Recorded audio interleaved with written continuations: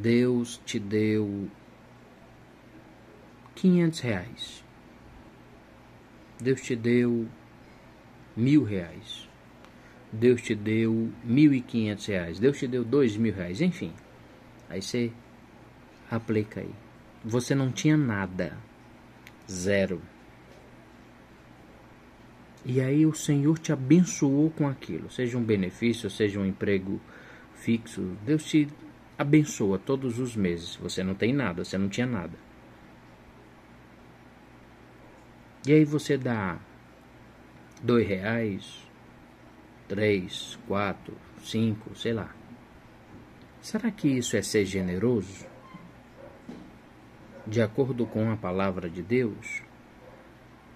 A grande maioria pega aquela passagem da viúva que deu as 2 moedinhas, que Jesus disse que ela deu mais do que todos os que estavam dando muito, como desculpa para a sua avareza, deixando bem claro que a avareza era, é e até a volta de Jesus continuará sendo pecado. E os tais que praticam não herdarão o reino de Deus. Jesus ele pregou muito contra a avareza. Então isso não é ser generoso. Eu estou meditando aqui na palavra do Senhor, o versículo 16, capítulo 4 de Filipenses, que diz: nenhuma igreja compartilhou comigo no que se refere a dar e a receber,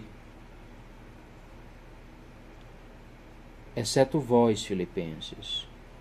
Pois enquanto eu ainda estava em Tessalônica, generosamente me enviastes ajuda, não somente uma vez, mas 2, quando tive necessidade.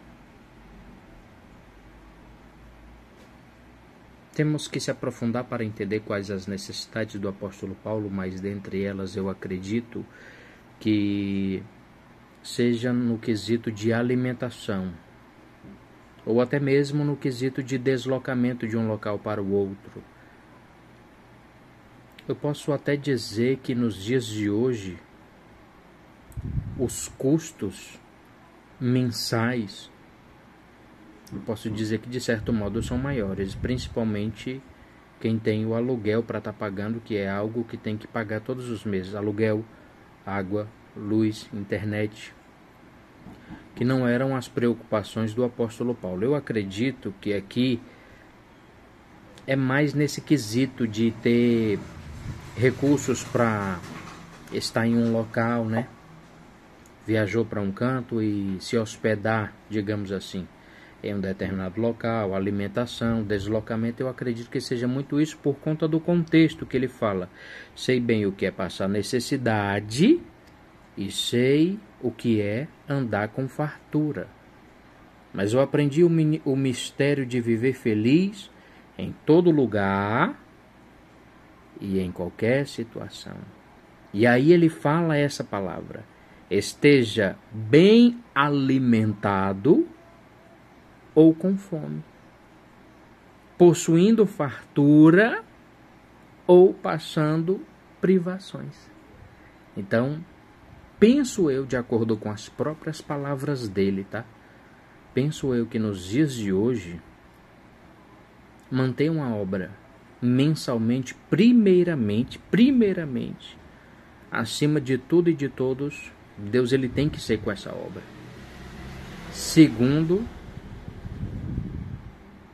Deus enviar pessoas generosas, né? Porque o que a gente vê, na sua grande maioria, a irmã, o irmão tá lá, e aí o papai e a mamãe dá aquelas moedinhas ali pro filhinho botar na salva, né? Será que Deus recebeu aquela oferta? O troco da mercearia, o resto, a sobra? Certamente que não. Mas a congregação local vai receber, mas Deus não. E muitas das vezes nós estamos tão preocupados em agradar as pessoas, em fazer algo para que aquelas pessoas à nossa volta observem e vejam: olha lá, ela está ajudando a obra. Mas está ajudando mesmo? Será? Ou está fazendo aquilo ali só para ser visto pelas pessoas? Então tem muitas pessoas que não conseguem entender isso. Dá resto para Deus, dá sobra, dá qualquer coisa e ainda quer ser abençoado. Eu gosto muito de falar de Caim e Abel. Um deu sobra e o outro deu melhor. E Deus recebeu de um e não do outro. E o outro que estava dando sobra, resto, ainda queria ser abençoado. Eu não estou de maneira nenhuma pregando algo que eu não viva, que eu não faça. Tudo que entra, a primeira coisa que eu faço é separar o que é de Deus. Eu não deixo Deus em último plano.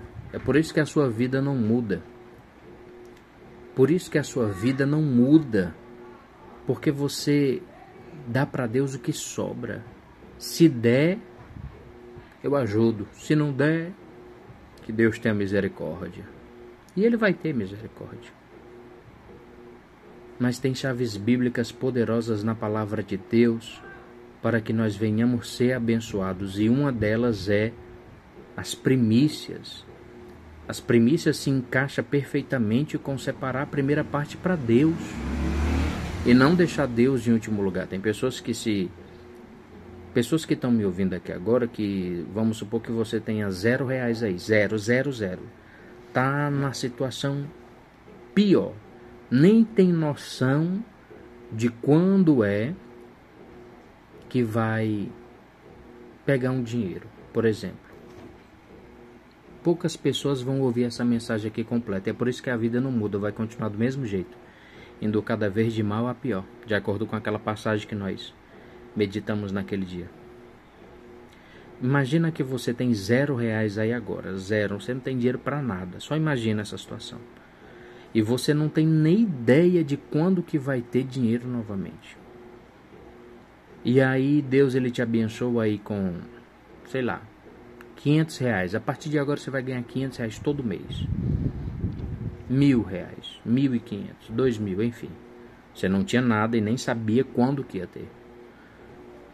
A grande maioria das pessoas vai... eu vou fazer isso, eu vou fazer isso, eu vou pagar isso, eu vou comprar isso, eu vou me alimentar disso. Sobrou isso aqui. Vou ajudar a obra.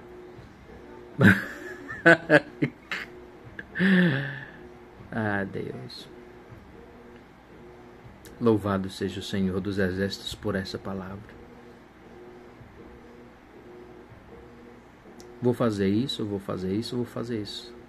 Sobrou R$5, vou ajudar a obra. Sobrou R$10, vou ajudar a obra. Sobrou R$1.000, independente do valor. A questão não é os valores, a questão são os princípios. A questão não são os valores, a questão são as prioridades. Quem você tem priorizado na sua vida? E aí temos visto diversas pessoas que depois estava lá em cima, no topo, e aí de repente, bum! Caiu de novo, tá na pior. Quantas e quantas pessoas eu passaria aqui um bom tempo dando exemplos e exemplos de pessoas que um dia estavam ali na pior. Deus abençoou, Deus resgatou, Deus prosperou aquela vida, aquela casa, aquele lá.